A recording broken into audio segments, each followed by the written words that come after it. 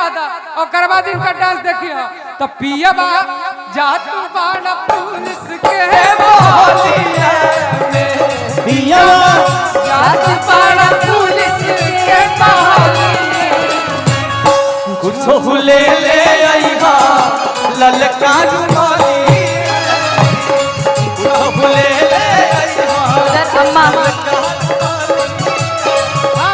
ओ माता जी ऐसे तुरंत मेरे साथ डांस करना शुरू किए हैं। पर आप बहुत देर से बैठे हैं, आप क्यों नहीं कर रहे हैं? बैठे बैठे ही कर दीजिए।